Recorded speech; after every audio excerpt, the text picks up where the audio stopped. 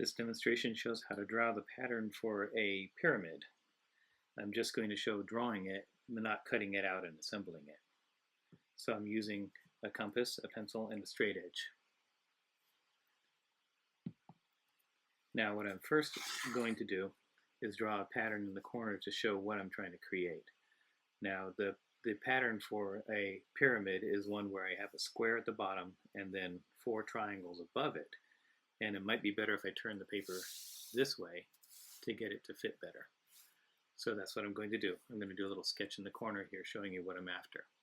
So what I'm after is a square, this, and then a series of triangles like that.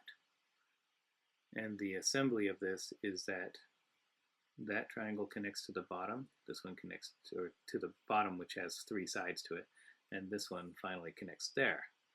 The triangles themselves connect to each other. So that is the grouping that I'm going to build here. First thing I have to do is draw the square so that I can define what to build these off of. It's a very simple process to lay this out as long as you have your square in place. So I've got to fit it on the paper, and again, I'm just like I would for a cube pattern or any other pattern, I got to make sure it fits onto here. So if I was guessing at some width and height for this, I would have to be able to make triangles that would fit, and I visualize that on the paper first.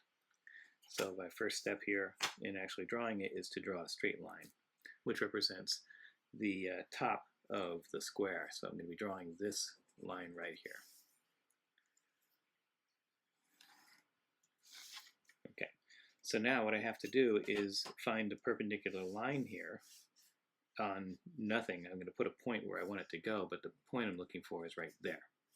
So it could be on this one too. It doesn't matter which side, but I'm going to put it there because I'm left-handed. So I'm going to put a mark right there. That's a little big, but I'm trying to make it obvious for your view on the screen. I'm going to erase it and make it a little smaller.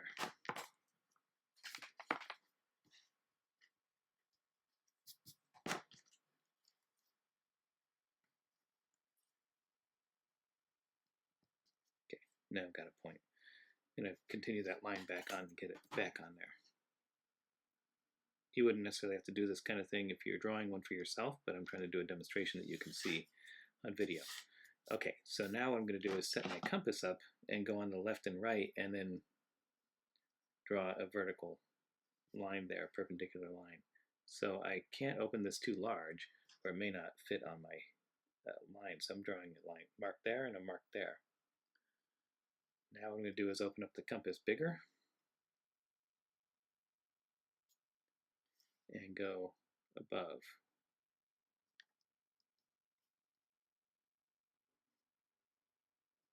Okay, that gives me the ability to draw a perpendicular line here.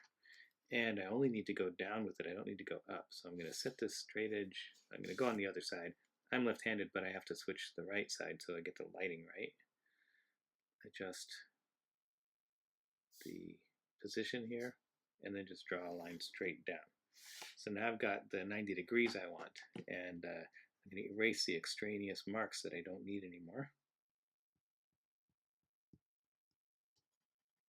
It's okay to leave little bits of your drawing, you know, the process that you use to draw this intact. It's sort of a witness to what you've done. Now I've got to create a square at the bottom of whatever size I prefer. So I'm going to draw it fairly big, but I want to make sure that that would fit. I think it should fit. So I'm going to make a mark there, there, and finish up my square. Super easy to do once you've got 90 degrees. Okay, so I've got a square pattern, and I'm going to draw that out. Using my pencil as a pivot.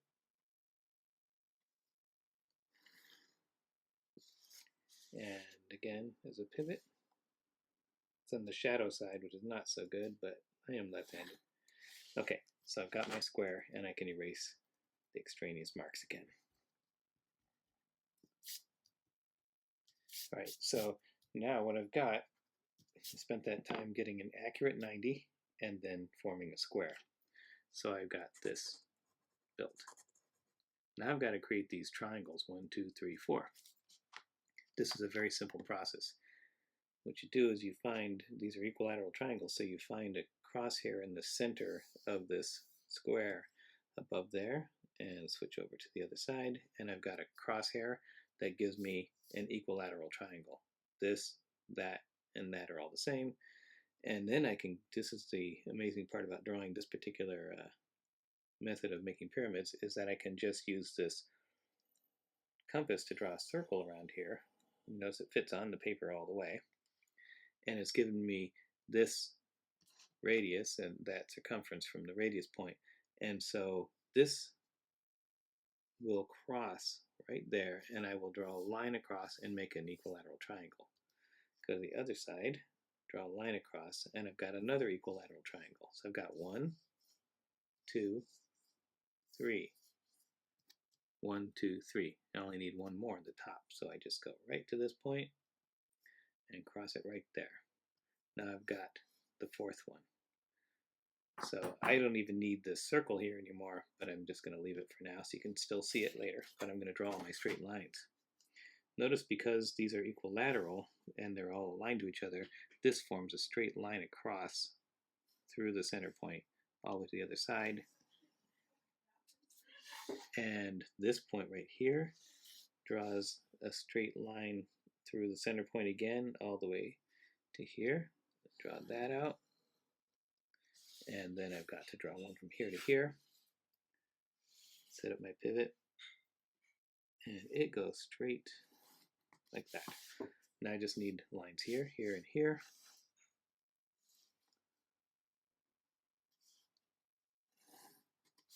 The systematic approach.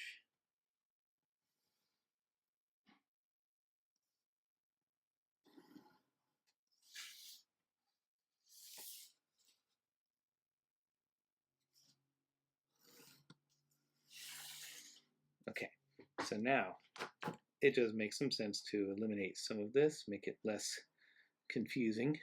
Don't need any of the arc going across there. Get rid of some of that. Brush away the erasing marks.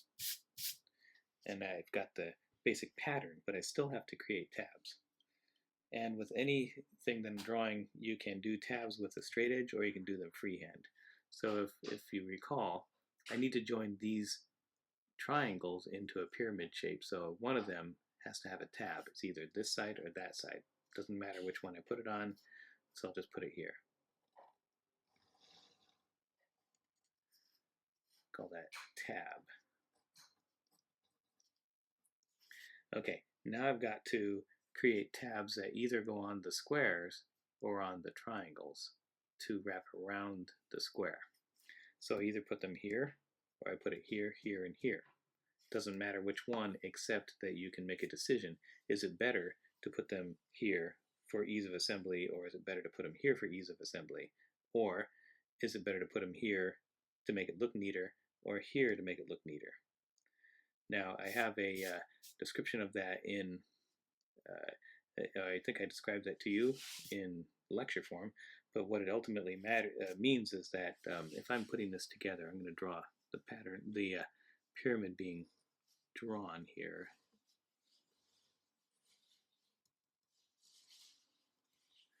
And a pyramid usually sits with the square facing down, and so that means that this edge visually is seen from this edge from here, looking down at it, not from the opposite side where you're looking from the square. So that would mean that it would look neater if the tabs were on the bottom edge, because then you wouldn't be able to look kind of up into or down across the glue seam. It would be hidden. On the other hand, that makes it harder to assemble, because if you recall building the cube, what the video shows on how to glue a cube, you're going to glue kind of a lid down over 3 tabs and close it all up. So this square, if I have assembled these first, and I'll draw a tab over, the arrow showing what I do. If I were to glue this together first, I then have to get all 3 of these done at the same time. So if I put a tab here, here, and here, then it will look something like this. So I'm going to draw a pyramid looking down inside of it. Let me see if I can. looking down into a hole. And if I have a tab there, here, and here, I could put the lid on over it, close it down on it, and that would be easier to glue. So you choose, is it easier to glue or is it nicer looking? But I'm going to go for the easier to glue one now and just put tabs here.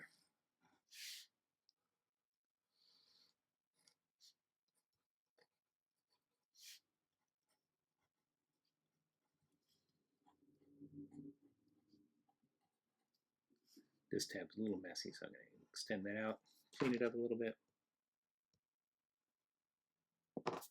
And then I could just cut this thing out and glue it together, and I have myself a pyramid.